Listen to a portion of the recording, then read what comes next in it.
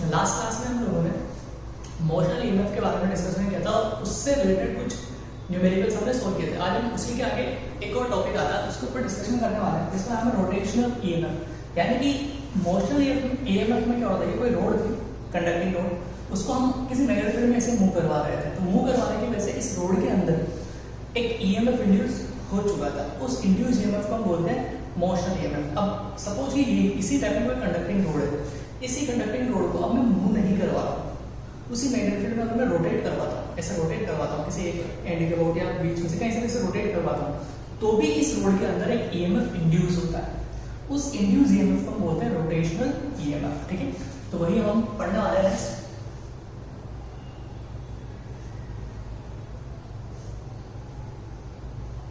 Rotational EMF, ठीक है, बहुत ही आसान सा रोटेशन। तो सबसे फर्स्ट हमने क्या लिया, एक मैग्नेटिक फील्ड लिया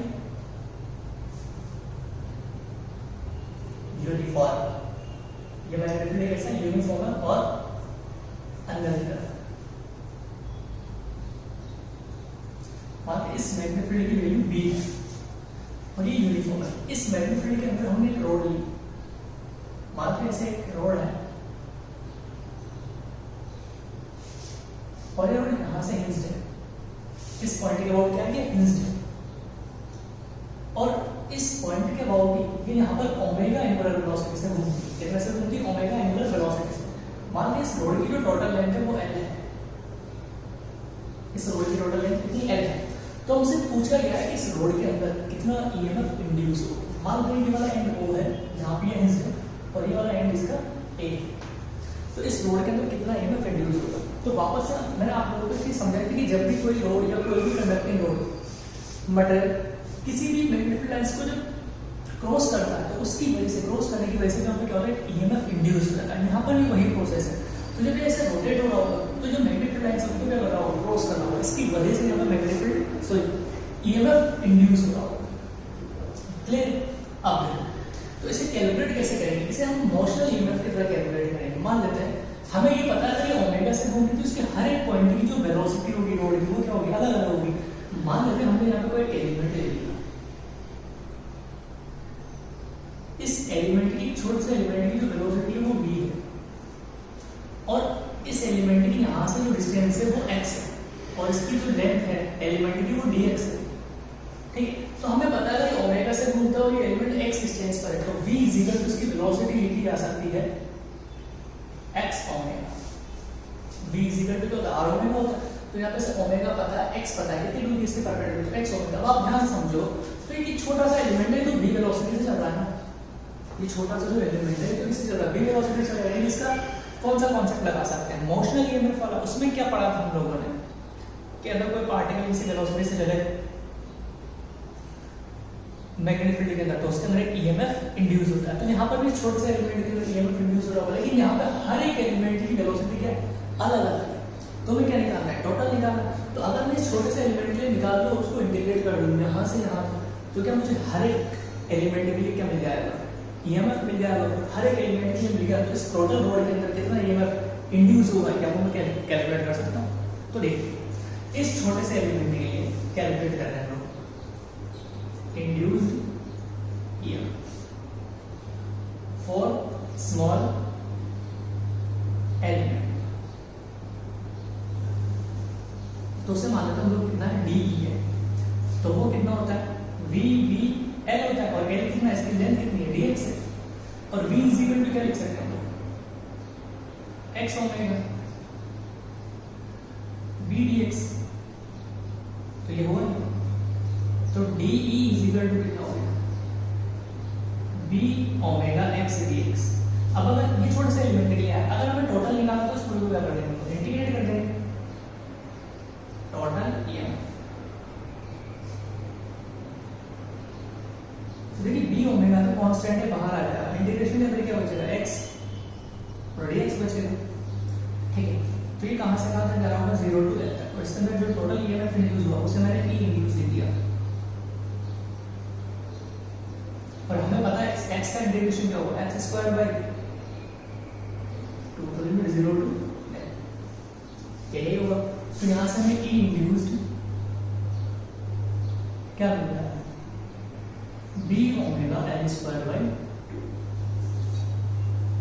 ये मिल गया। अब मैंने आपको सिखाया कि कौन सा हायर पे होगा और कौन सा लोअर पे होगा, उसके बारे में समझते हैं। उसके लिए मैंने क्या सिखाया आपको, v क्रॉस v कैलकुलेट करो। देखो v ऐसे और v अंदर है, v क्रॉस v करोगे तो इस वक्त हम डिराइव करेंगे ये हायर पोटेंशियल होगा और ये लोअर पोटेंशियल होगा। तो जब मैं ई इंड्यूस को लिखूंगा तो मैं ऐसे लिख सकता हूँ, v naught v is equal to b omega L square by 2। इस फॉर्मूले को याद रखना और इसकी जगह पर इस लिमिट को याद रखना, b ओमेगा, इसको ऐसे लिख सकता हूँ b omega by 2 x square में क्या लिखूंगा, अपर लिमिट यानी कि l का स्क्वायर माइनस 0 का स्क्वायर। ये चीज याद रखना, इससे कई सारे आपके डायरेक्ट सोल्व हो जाएंगे सवाल। तो देखो जब कोई रोड मूव कर रही होती है तो उसके लिए कितना ईएमएफ इंड्यूस होता है, v भी है। जब कोई रोड किसी यूनिफॉर्म मैग्नेटिक के अंदर रोटेट हो रही होती है तो कितना ईएमएफ इंड्यूस होता है, b omega L square by 2। लेकिन ध्यान रखना बच्चों, ये b omega L square by 2 जब आया जब जिस पॉइंट के अबाउट ये हिंज्ड है उस पॉइंट से लेके एल लेंथ तक के ये मैंने बात की है। जैसे कि समझना एग्जांपल में आपको समझाने की कोशिश करता हूं। मान लेते हैं हमारे पास एक रोड है,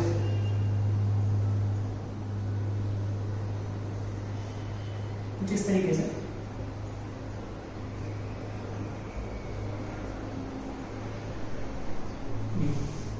यहां पर से हिंज है,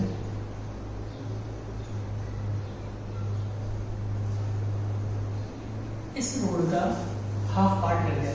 ये जो हाफ पार्ट है वो मेटल का बना हुआ है और रिमेनिंग पार्ट वुड का है, यानी कि L/2 लेंथ है और ये L/2 लेंथ है। और ये जिस मैग्नेटिक फील्ड के अंदर रोटेट हो रही है वो B है, ऐसे रोटेट हो रही है कितने ओमेगा से, और यहाँ पे मैग्नेटिक फील्ड कितना लगा हुआ B, इसी तरीके का मैग्नेटिक फील्ड लगा हुआ है। तो हमसे पूछा गया कि इस रोड के अंदर कितना ईएमएफ इंड्यूस होगा। तो मैंने आपको बताया बच्चों कि जो मैग्नेटिक फील्ड इंड्यूस होता है, सॉरी ईएमएफ इंड्यूस होता है, वो ईएमएफ सिर्फ और सिर्फ मेटालिक कंडक्टर में इंड्यूस होगा, इस वुडन वाले केस में इंड्यूस नहीं होगा। तो हमें जब इंड्यूस ईएमएफ लिखना हो सिर्फ इधर से पार्ट के लिए लिखना हो, इसमें कोई इंड्यूस ईएमएफ नहीं होगा। तो हम डायरेक्ट क्या लिख सकते हैं, यहाँ पे देखो ये हिंज भी है, हिंज से कितनी डिस्टेंस तक है मेटल, L/2 तक है, तो हम डायरेक्ट इसमें ई इंड्यूस लिख सकते हैं, b omega by 2 into L square आता है, यहाँ पे एल की जगह पर कितना L/2, तो हम क्या लिख देंगे L/2 का होल स्क्वायर। तो क्या बन जाएगा हमारे पास b omega L square by 8, ये आंसर है। क्या समझ में आती है आपको, यहां से यहां तक का ये फॉर्मेट आ जाएगा, यानी कि ई इंड्यूस। हम डायरेक्ट एल की जगह पर क्या लिख सकते हैं इसमें L/2, लेकिन अगर सपोज कि उल्टा कर दिया जाए, सेम रोड है,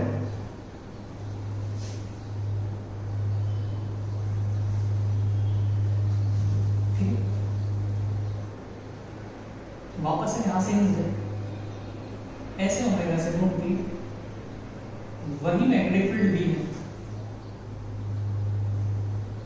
लेकिन अब ऐसा बोला हुआ है कि ये वाला पोर्शन वुड का है और ये वाला पोर्शन मेटल है, ये L/2 है और ये भी L/2।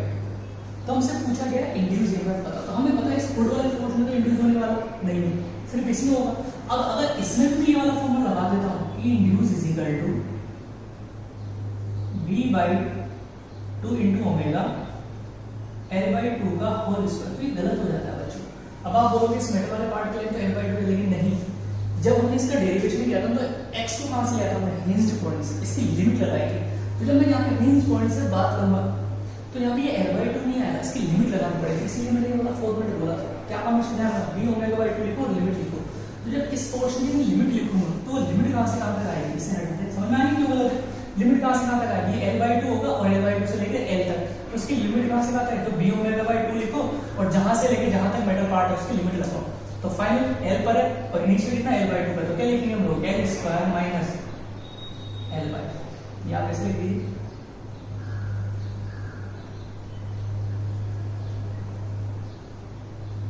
ये लिमिट हो जाएगी इसकी,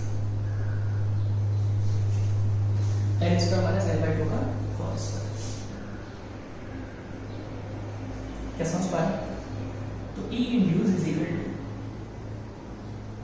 b omega L square minus L square by 4 होगा, तो कितना हो जाएगा 3L स्क्वायर बाय 4। ये होगा। तो बस इतना सा ध्यान रखना कि जब आप ये फॉर्मूला में एल लिखते हो तो एल क्या लिखोगे आप, उसकी लिमिट लिखोगे, upper limit minus lower limit, क्यों कहाँ से कहाँ तक पहुंचना है। डायरेक्ट इसके लिए L/2 तो L/2 नहीं लिखा है, कि जो L होता है वो कहाँ से मेजर करना होता है, मैं हिंज पॉइंट से, अगर हिंज पॉइंट से दिया होता तो मैं डायरेक्ट L/2 लिख देता, इसके लिए पूछता था, लेकिन ये हिंज पॉइंट नहीं है, इसलिए फिर मुझे लिमिट अप्लाई करना पड़ता है। जैसे कि एक और एग्जांपल समझते हैं इसमें,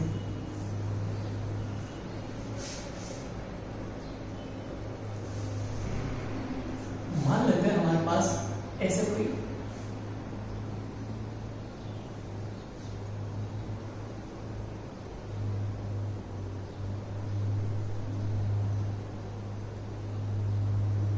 ऐसे कोई वुड, ये वुडन पीस है,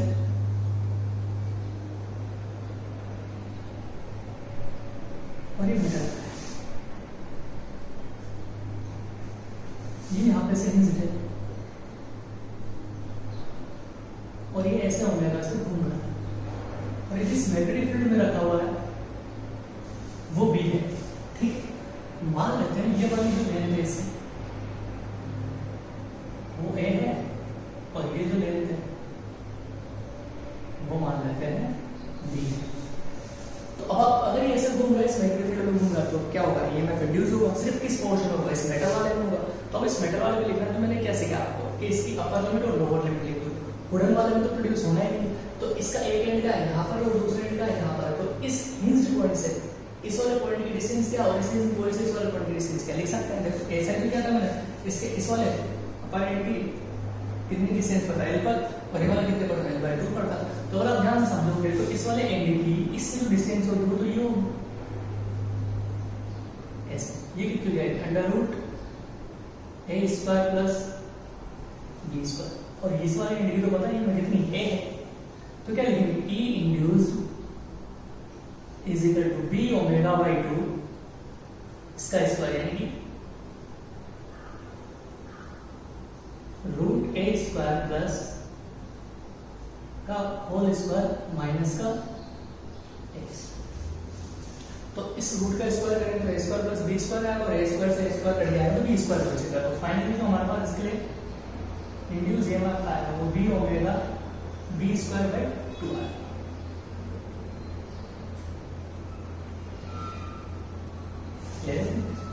ये आपका फाइनल आंसर है।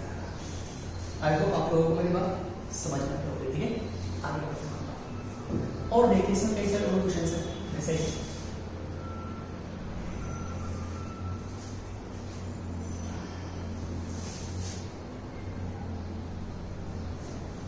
मान लें एक रोड ऐसे लेते हैं,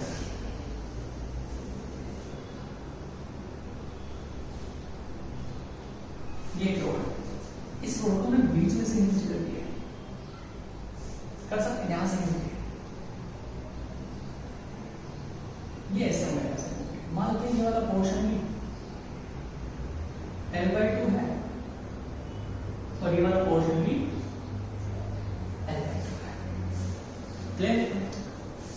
मानते हैं ये A है, ये यहाँ पे जो हिंज है ये पॉइंट O है, और ये वाला जो पॉइंट है वो B है। ठीक है, मैग्नेटिक फील्ड दे रहे हैं, यहाँ पे जो मैग्नेटिक फील्ड लगा हुआ हम मानते हैं डॉट वाला। ठीक है, कौन सा वाला? डॉट वाला। B0 कितना मैग्नेटिक फील्ड है? B0 है। तो अब आप सोचिए, आपसे पूछा गया है, आपसे पूछा जा सकता है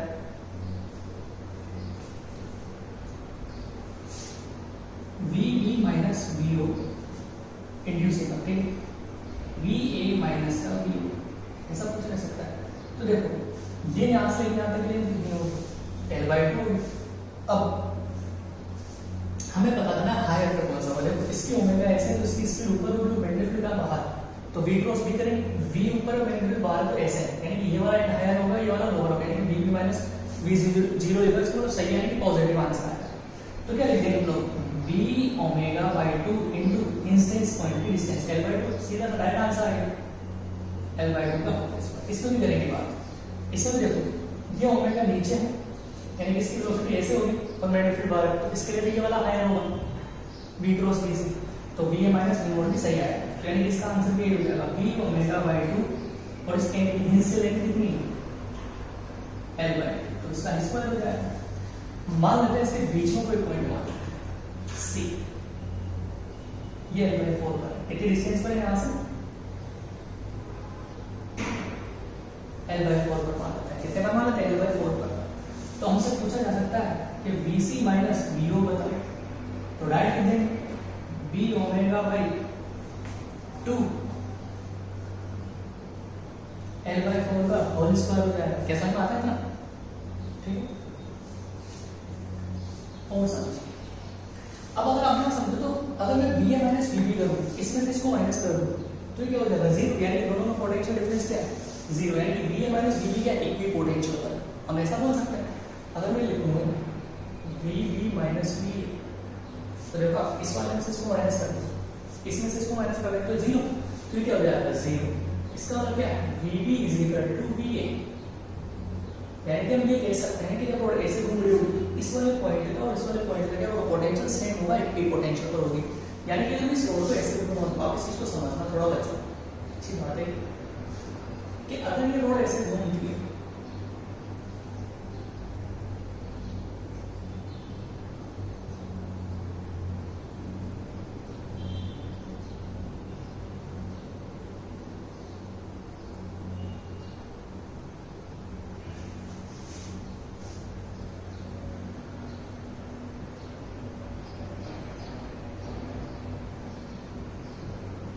ऐसे होंगे, वैसे घूम रहे बच्चों, यानी ये वाला एंड क्या हमारे पास B है और ये वाला एंड हमारे पास A है।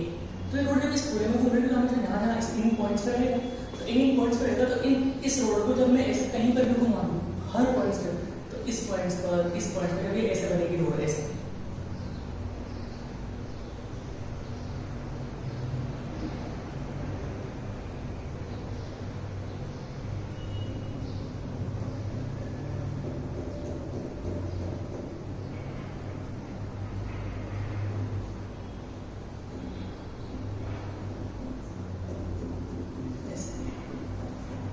क्या बात समझ आती है। इस पॉइंट का हर एक पॉइंट का क्या होगा आपके पास इक्वी पोटेंशियल, यानी कि अगर मुझसे कोई इन सबको तो मैं मिला दूं तो ये क्या बनेगा हमारे पास, एक डिस्क बनेगा।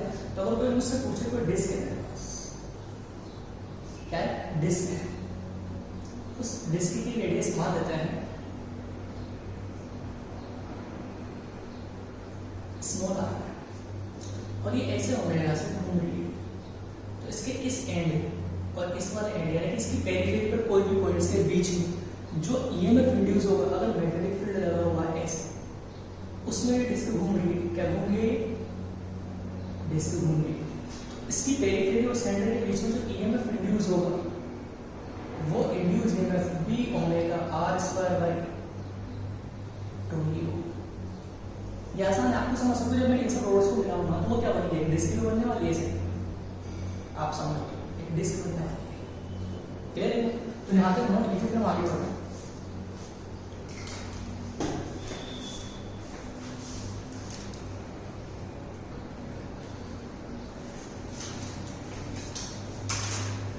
ठीक है बच्चों, तो ऑल क्वेश्चंस करते हैं, तो आप लोगों को आई होप रोड वाली प्रॉब्लम्स थोड़ी समझ में आई होगी। तो हम लोग थोड़ा कुछ आर्ट टाइप की प्रॉब्लम्स करते हैं, ठीक है। जैसे कि एग्जाम्पल मान लेते हैं कि हमारे पास एक आर्ट है,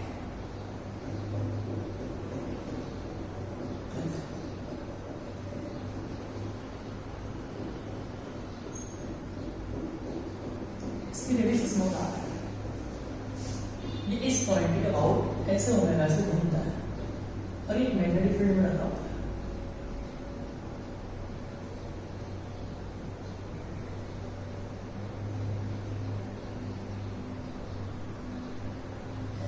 तो हमसे पूछा गया कि इसके इस वाले एंड को अगर मैं O मान लूं और इस वाले एंड को मैं A मान लूं, तो O और A के बीच में कितना ईएमएफ इंड्यूस होगा। तो मैंने आपको जब मोशन ईएमएफ सिखाया था तो उसमें कॉन्सेप्ट सिखाया था कि जो डेल्टा L होता है वो डेल्टा L क्या होता है, डिस्प्लेसमेंट होता है। तो डिस्प्लेसमेंट हम लिखेंगे तो डायरेक्ट काम करेगा, लेकिन यहाँ पर डिस्प्लेसमेंट तो था ही नहीं हमारे पास, लेकिन फिर भी वो जो आप उसे कॉन्सेप्ट बोल सकते हो, कॉन्सेप्ट तो नहीं बोलोगे, एक तरीके से शॉर्टकट आप बोल सकते हो कि शॉर्टकट तरीके से आप उसका आंसर डायरेक्ट निकाल सकते हो, बट वो सही तरीका नहीं है, एग्जैक्ट तरीका नहीं है, बट आप उससे आंसर निकाल सकते हो। जैसे कि यहाँ पर अगर मैं इन दोनों के इस वाले एंड और इस वाले एंड के बीच में अगर मुझसे इंड्यूस ईएमएफ पूछा है, तो मैं इन दोनों को मिलाने वाली जो लाइन लिखूं उसकी लेंथ लिखूं, इस पूरे के अंदर जितना ईएमएफ इंड्यूस होगा उतना ईएमएफ ही इस एंड और इस एंड को मिलाने वाली लाइन के बीच में इंड्यूस होगा।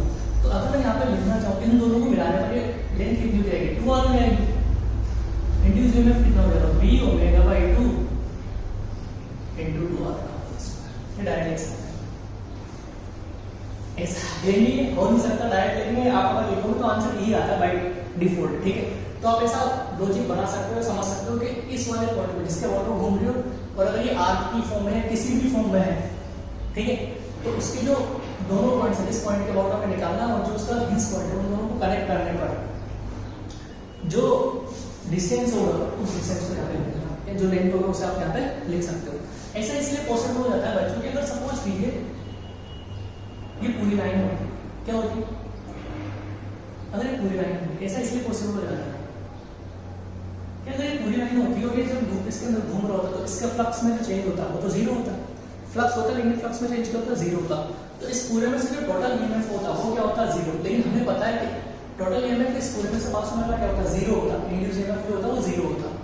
तो हम ये मान के चलते हैं ना कि अलग अलग पोर्शन अलग अलग ईएमएफ इंड्यूस हो सकता है, ऐसा तो हमने सीखा है कई सारे लूप वाले में। तो मानते हैं कि इस वाले में जितना ईएमएफ इंड्यूस हुआ होगा, इस वाले में जितना ईएमएफ इंड्यूस होगा, इसमें ईएमएफ इंड्यूस होगा, मानते हैं ऐसे ई इंड्यूस जो भी हुआ होगा। अब अगर इसमें जितना इंड्यूस हुआ है और इसको जीरो होना है, इसके इससे पास होना है, टोटल जीरो होना है, तो इस वाली लेंथ में अगर इसे लेंथ मान लूं मैं, क्या मान लूं मैं इसे लेंथ मान लूं, तो इसमें भी उतना ही ईएमएफ इंड्यूस होना चाहिए जितना इसमें हुआ है।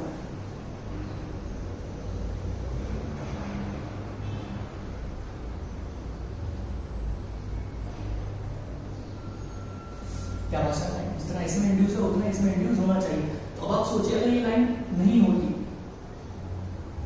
ये लाइन, तो इसमें जितना होता, और अगर ये लाइन होती तो इसमें भी उतना ही होता, तभी जाके टोटल जीरो हो सकता था। इसलिए इसमें इंड्यूस होने वाला इस लाइन को मानने पर जितना इसके अंदर ईएमएफ इंड्यूस होता उतना हो सकता है, इसलिए मैंने डायरेक्ट यहाँ पे आंसर लिख दिया और आंसर सही आ जाता है, ठीक है। तो चीज का ध्यान रखना, क्योंकि इसमें जितना इंड्यूस होगा आर्क में उतना इसमें इंड्यूस होना चाहिए, तभी ये टोटल जीरो हो सकता है। इसलिए मैंने इसको कनेक्ट करने पर इसको जीरो कर दिया, ठीक है।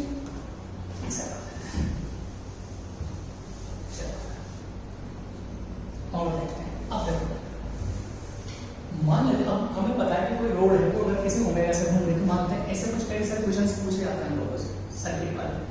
जैसे मैंने आपको करंट वाला कॉन्सेप्ट सिखाया था, इसमें मोशन है वहीं पर मानते हैं हमारे पास एक रिंग है, ठीक है, ऐसे इस रिंग के सेंटर से और इसकी पेरिफेरी पर हमने एक रोड लगा दी है जो इसके हमेशा कांटेक्ट में रहती है पेरिफेरी, और ये रोड यहाँ पर ओमेगा एंगुलर वेलोसिटी से घूमती है। मानते हैं इस रोड की लेंथ है, ठीक है, और ऐसे ओमेगा से घूम रही है और ये जिसमें रखा हुआ वो मैग्नेटिक फील्ड भी है। अब मैंने क्या किया, इस सेंटर को, सेंटर मान लिया, इसके सेंटर पर वो है, इसको यहाँ से एक वायर से कनेक्ट कर लिया और एक रेजिस्टेंस का इसकी पेरिफेरी आर रेजिस्टेंस।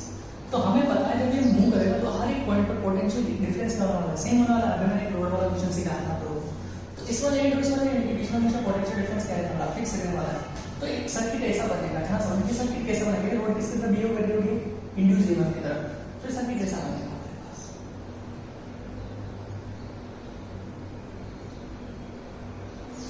अब अगर ये ऐसे घूम रहा है मैग्नेटिक फील्ड अगर B force which is positive बनेगा, और इसमें ई इंड्यूस कितना हो गया, B omega L square by 2, तो इसमें से करंट ज्यादा होगा आई आर अगर इसका रेजिस्टेंस है तो आई इज इक्वल टू कितना हो जाएगा हमारे पास, B omega L square by 2, इसका रेजिस्टेंस आर मान लेते हैं, रेजिस्टेंस आर मान लेते हैं, सॉरी इसका रेजिस्टेंस में दिया वही हो गया, और इसका भी कुछ रेजिस्टेंस होगा तो R प्लस स्मॉल r हो जाएगा, ठीक है। तो इस टाइप के कई सारे क्वेश्चंस पूछे जा सकते हैं हमसे, तो उसको भी ऐसे नॉर्मल जैसा हम लोगों ने मोशन ईएमएफ में किया था वैसे ही करना है, ठीक है। एक क्वेश्चन देखते हैं तो समझना है इसके, एक टॉर्क वाला कौन सा है,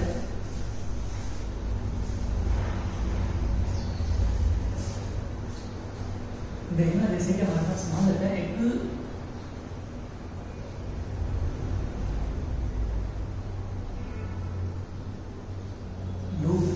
वापस से वही कैसे वाला एक लूप है, पेयरिंग बोल सकते हो। इसके इसके अंदर वापस से रोड होगी, ठीक है, ऐसे। और इस पूरे के अंदर मैग्नेटिक फील्ड है और एस बी,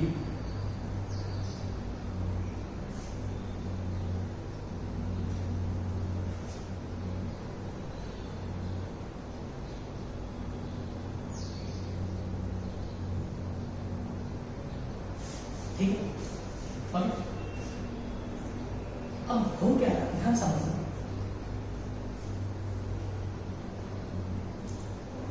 ये ऐसे ओमेगा से घूम रहा था, ठीक है। अब अगर ये ऐसे ओमेगा से घूमेगा और ये सर्किट कंप्लीट है, क्या है सर्किट कंप्लीट है, तो इसके ऊपर क्या रहेंगे फोर्स है ऐसे मानते वही वाले,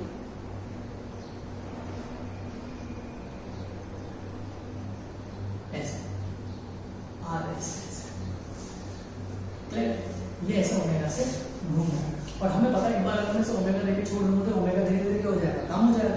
जैसे कि हमने मोशन में पढ़ा था कि v वेलोसिटी देके अगर छोड़ दूंगा तो वेलोसिटी धीरे धीरे कम हो जाएगी, तो यहाँ पे भी ओमेगा वैसे हो जाएगा। तो अगर मुझे से उतने ही ओमेगा से चलना, ध्यान समझना, ये ऐसे है, तो इसके अंदर आप सोचिए करंट ऐसा क्यों हो रहा है, ऐसे करंट, यानी कि इस नोड के अंदर करंट कैसे आएगा, ऐसे आएगा। अगर ऐसे करंट आएगा तो ध्यान से समझना, इसके ऊपर एक फोर्स लग रहा होगा, क्या लग रहा होगा, फोर्स लग रहा होगा। अगर करंट है, देखो ये सर्किट है, ये सर्किट बनेगा पूरा ऐसे, तो इसमें करंट ऐसे जा रहा है। तो अगर इसमें करंट ऐसे जा रहा है तो इस रोड के ऊपर भी एक फोर्स लगेगा, लगेगा नहीं लगेगा, आईबीएल के अकॉर्डिंग फोर्स लगेगा। एफ फिजिकल ट्रिक तो हमने सीखा, आई फोर्स लगेगा मैग्नेटिक फील्ड में रोड मूव कर रही है। अब आई की जो डायरेक्शन होगी डीएल की डायरेक्शन होगी, तो डीएल क्रॉस बी, देखो डीएल का इस तरफ होगा, बी का अंदर, तो डीएल क्रॉस बी करेंगे तो डीएल ऐसे बी अंदर फोर्स आ रहेगा नीचे की तरफ, यानी यहाँ पे एक फोर्स लग रहा है एफ बी मैग्नेटिक फोर्स की वजह से। तो इसकी वजह से ओमेगा को क्या करना चाहेगा, कम करना चाहेगा, यानी कि ओमेगा धीरे धीरे क्या हो जाएगा, कम हो जाएगा। लेकिन हम चाहते हैं कि कांस्टेंट एंगुलर वेलोसिटी से मूव करे, तो हमने क्या किया, इसको मूव करवाने के लिए इस रोड के इस एंड पे हमेशा एक फोर्स लगा दिया, ये हमेशा इसके टेंजेंशियल, क्या है हमेशा ये फोर्स एक कांस्टेंट फोर्स लगा दिया जो हमेशा इसके टेंजेंशियली लगता रहता है, हमेशा ऐसे डायरेक्शन में लगता रहता है, ताकि ओमेगा कांस्टेंट वेलोसिटी से मूव करता है। तो हमसे पूछा गया कि इस एफ की वैल्यू क्या होगी, फाइंड आउट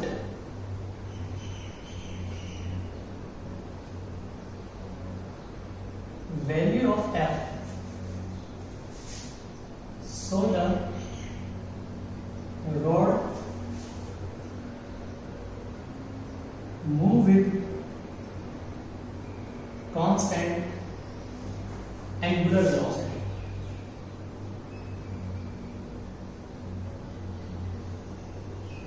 तो अब आप सोचिए अगर इसे कांस्टेंट एंगुलर वेलोसिटी से घूमना है, वहां पे मैंने आपको बताया था कि उसे कांस्टेंट वेलोसिटी से जाना है तो फोर्स को क्या करना पड़ता, बैलेंस। अब यहाँ पे अगर इसने कांस्टेंट एंगुलर वेलोसिटी से मूव करना तो क्या बैलेंस करना होगा अपनी, क्या ये दोनों फोर्स बैलेंस करने होंगे, टॉर्क बैलेंस करना होगा, टॉर्क बैलेंस करना होगा। मान लेते हैं इस रोड की लेंथ कितनी एल है,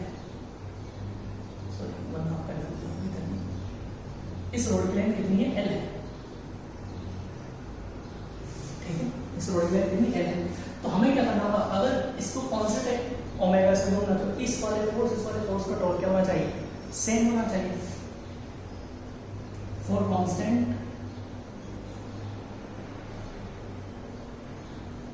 omega torque bye F is equal to torque by F magnetic force, दोनों की वजह से टॉर्क होना चाहिए, सेम होना चाहिए। तो इस वाले की वजह से जो टॉर्क लिखूंगा मैं F B इंटू क्या है, L/2 आया, F B इंटू L/2, सो F की वजह से F इंटू L आया, ये F की वजह से F इंटू परपेंडिकुलर डिस्टेंस कितनी L है, इस वाले के लिए क्या लिखेंगे हम लोग, F B इंटू L/2 लिखेंगे। F B की वैल्यू मैं I B लिख सकता हूँ, और I को क्या लिखा जा सकता है, E इंड्यूस बाय उसका रेजिस्टेंस R, इसका रेजिस्टेंस मान लेते हैं R,